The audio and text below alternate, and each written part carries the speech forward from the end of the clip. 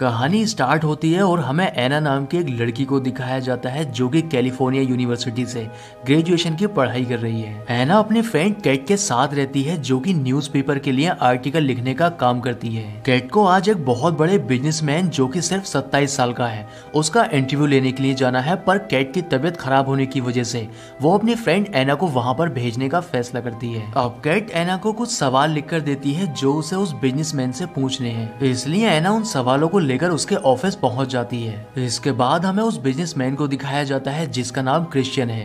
Christian देखने में काफी हैंडसम है। क्रिश्चियन उससे कैट के बारे में पूछता है, तब वो उसे बताती है कि उसकी तबीयत खराब है इसलिए मुझे यहाँ पर आना पड़ा। इसके बाद क्रिश्चियन उससे कहता है कि तुम्हारे पास 10 मिनट हैं। 10 मिनट के अंदर तुम्हें जो भी सवाल करना है तुम कर सकती हो। इसलिए एना उससे सवाल करना शुरू कर देती है, पर क्रिश्चियन उसके बहुत सारे सवालों के जवाब नहीं देना चाहता था। अब एना को क्रिश्चियन से सवाल करते हुए 10 मिनट से ज्यादा हो चुके थे, पर क्रिश्चियन उसकी मासूमियत में इतना ज्यादा खो चुका था कि उसे टाइम का पता ही नहीं चलता है। लास्ट में एना उससे एक सवाल करती है कि क्या तुम गे हो, पर क्रिश्चियन उससे मना कर देता है। लेकिन क्रिश्चियन समझ जाता है कि ये सवाल उसके फ्रेंड कैट का नहीं बल्कि वो ये खुद जानना चाहती है। इसलिए क्रिश्चियन उससे कहता है कि तुम्हारे अंदर जो भी सवाल हैं तुम मुझसे कर सकती हो। पर तभी यहाँ पर क्रिश्चियन की सेक्रेटरी उसे मीटिंग के लिए बुलाने आ जाती है, लेकिन क्रिश्चियन अभी भी उससे बात कर रहा था। वो उससे पूछता है कि ग्रेजुएशन के बाद तुम क्या करना चाहती हो। तब एना उसे बताती है कि मैं कोई नौकरी देखकर यहीं पर सेटल होना चाहती हूँ। इसलिए क्रिश्चियन उससे कहता है कि अगर तुम चाहो तब हमारी कंपनी में ज्वाइन कर सकती हो। अब एना यहाँ से जाने लगती है,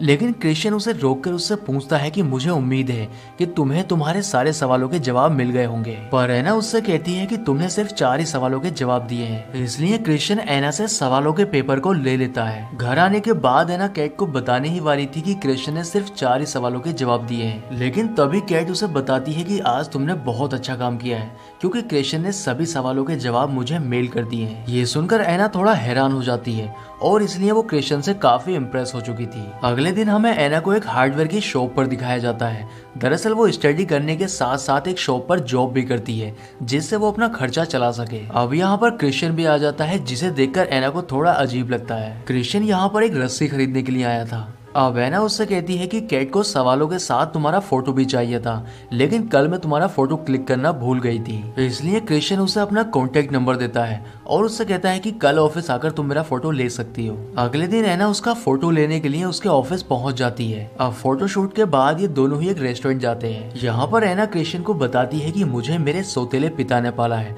क्योंकि मेरी माँ ने 3 शादियां की थी। दरअसल वो बहुत रोमांटिक है। क्रिश्चियन उससे पूछता है कि क्या तुम भी रोमांटिक हो, लेकिन उसकी इस बात पर एना शर्मा जाती है। एना उससे कहती है कि मेरे पास इंग्लिश लिटरेचर है इसलिए मुझे भी रोमांटिक होना चाहिए था। इसके बाद ये दोनों ही घर जाने लगते हैं, लेकिन घर जाने से पहले एना क्रिश्चियन से पूछती है कि क्या तुम्हारी कोई गर्लफ्रेंड है, पर क्रिश्चियन उससे कहता है कि इस तरह की बातें मैं किसी के साथ शेयर नहीं करता हूँ। अगले दिन एना जब क्लास में होती है तब उसकी फ्रेंड कैट उसे बताती है कि रात को हम सभी मिलकर पार्टी करने वाले हैं। अब रात को पार्टी में एना काफी ड्रिंक कर लेती है जिससे वो बहुत नशे में हो जाती है। एना के पास जब क्रिश्चियन की कॉल आती है तब वो समझ जाता है कि एना बहुत नशे में है, लेकिन तभी एना के पास एक लड़का आता है जो कि उसे नशे में देखकर उसका फायदा उठाने की कोशिश करता है। वो उसके साथ जबरदस्ती करने लगता है, लेकिन तभी क्रिश्चियन यहाँ पर पहुंच जाता है और उसे धक्का देकर गिरा देता है। अगली सुबह एना की जब आंख खुलती है तब वो एक होटल के रूम में क्रिश्चियन के साथ होती है, लेकिन रात इन दोनों के बीच कुछ भी नहीं हुआ है। जिस पर एना उससे पूछती है कि रात में नशे में थी इसलिए तुमने मेरे साथ वो सब क्यों नहीं किया। तब क्रिश्चियन उससे कहता है कि मैं तुम्हारी परमिशन के बिना तुम्हें हाथ भी नहीं लगाऊंगा। इसके बाद ये दोनों ही घर जाने लगते हैं,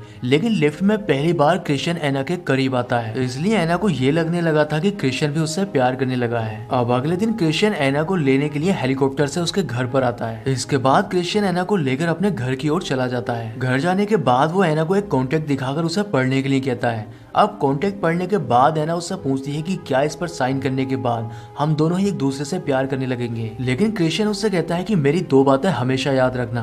पहली बात ये कि मैं कभी किसी से प्यार नहीं करता हूँ। अब एना उससे दूसरी बात पूछती है, इसलिए वो एना को लेकर एक रूम में जाता है जहाँ पर बहुत सारे फिजिकल रिलेशन बनाने के टॉयज रखे थे। अब एना उससे पूछती है कि क्या तुम मुझसे गुस्सा हो, तब वो उससे कहता है कि नहीं, मैं डोमिनेंट हूँ, मैं चाहता हूँ कि तुम मुझे खुश करो और इसके बदले में तुम्हें बहुत सारा इनाम मिलेगा। इसके बाद बाद क्रिश्चियन एना को उसका रूम दिखाता है। तब वो उससे पूछती है कि क्या हम दोनों एक साथ रहेंगे, लेकिन क्रिश्चियन उससे कहता है कि मैं कभी किसी के साथ नहीं रहता हूँ। अब एना से बात करते समय क्रिश्चियन को पता चलता है कि एना ने कभी भी किसी के साथ फिजिकल रिलेशन नहीं बनाया है। ये सुनकर क्रिश्चियन को बहुत अच्छा लगता है, इसलिए वो उसके करीब आ जाता है। अगले दिन क्रिश्चियन के पेरेंट उससे मिलने के लिए आते हैं, जहाँ पर उसकी माँ एना को देखकर बहुत खुश होती है, क्योंकि उसकी माँ को ऐसा लग रहा था कि क्रिश्चियन ने फाइनली कोई लड़की पसंद कर ली है जिससे वो शादी करने वाला है। अब उसके पेरेंट के जाने के बाद एना कॉन्ट्रैक्ट पर साइन करने से मना कर देती है, इसलिए क्रिश्चियन उसे घर छोड़ने के लिए जाने लगता है। लेकिन रास्ते में क्रिश्चियन एना को उसी कॉन्ट्रैक्ट की एक कॉपी देता है और उससे कहता है कि तुम्हें इसे एक बार अच्छे से पढ़ना चाहिए। घर आने के बाद एना जब उस कॉन्ट्रैक्ट को पढ़ती है तब उसमें बहुत सारे रूल लिखे थे,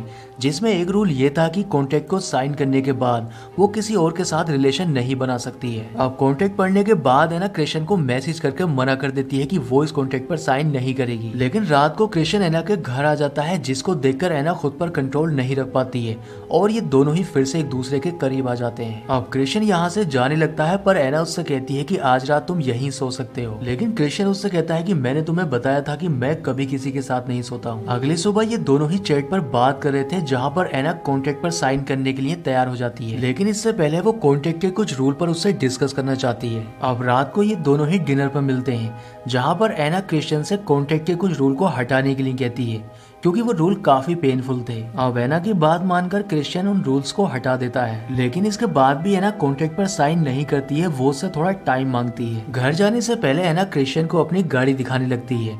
दरअसल उसकी गाड़ी दिखाने का मकसद सिर्फ ये था कि वो क्रिश्चियन को बस ये बताना चाहती थी कि वो कितनी छोटी फैमिली से बिलोंग करती है। घर जाने के बाद एना क्रिश्चियन से काफी दिनों तक नहीं मिलती है, पर एक दिन क्रिश्चियन एना से मिलने के लिए आता है और वो उसको एक गाड़ी गिफ्ट करता है, लेकिन एना उस गाड़ी को लेने से मना कर देती है।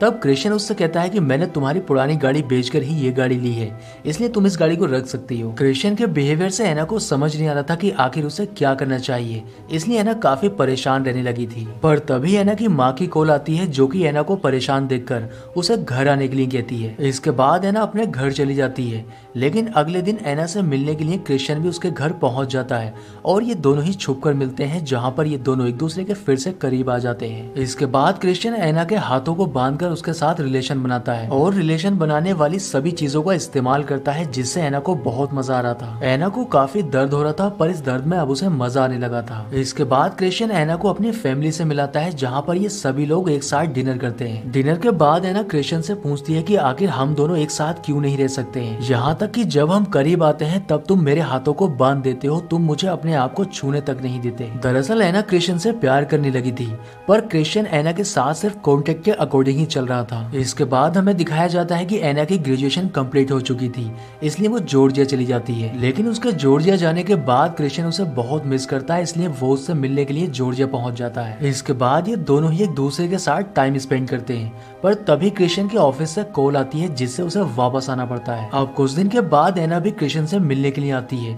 दरअसल क्रिश्चियन भी एना से प्यार करने लगा था, पर कॉन्ट्रैक्ट के रूल्स की वजह से वो इस बात को एक्सेप्ट नहीं कर पा रहा था। अब एना कॉन्ट्रैक्ट को साइन कर देती है। इसके बाद ये दोनों ही फिर से एक दूसरे के करीब आ जाते हैं और क्रिश्चियन रूल के अकॉर्डिंग ही उसके साथ सब कुछ करता है। तब एना उससे पूछती है कि मैं तुम्हें टच क्यों नहीं कर सकती हूँ, आखिर तुमने भी तो कॉन्ट्रैक्ट साइन किया है। ये सुनकर क्रिश्चियन को गुस्सा आ जाता है और वो उससे कहता है कि मैं इस कॉन्ट्रैक्ट को नहीं मानता हूँ। तब एना उससे कहती है कि मैं भी इस कॉन्ट्रैक्ट को नहीं मानती हूँ, लेकिन क्रिश्चियन उससे कहता है कि इसके लिए तुम्हें सजा मिलेगी। पर एना उससे कहती है कि मुझे हर सजा मंजूर होगी। क्रिश्चियन उससे कहता है कि मैं तुम्हारे 6 बार मारूंगा और तुम्हें मेरे साथ काउंट करना होगा। इसके बाद क्रिश्चियन एना को बांधकर उसके मारने लगता है, जिससे एना को बहुत दर्द होता है। अब थोड़ी देर के बाद क्रिश्चियन फिर से एना के करीब आना चाहता था, लेकिन एना उससे मना कर देती है और वो उससे पूछने लगती है कि आखिर मुझे दर्द में देखकर तुम्हें क्या मजा आता है। दरअसल अभी तक एना समझ नहीं पाई थी कि क्रिश्चियन को एक साइकोलॉजिकल प्रॉब्लम है। इसके बाद एना यहाँ से चली जाती है। अब एना अपने रूम में जाने के बाद रोने लगती है,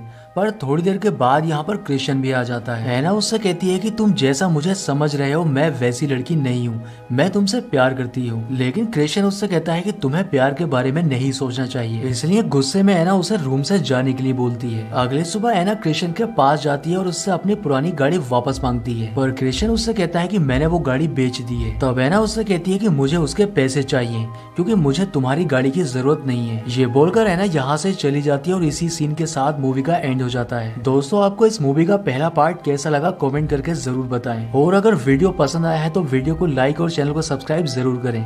तो मैं आपसे मिलता हूँ किसी नेक्स्ट वीडियो में।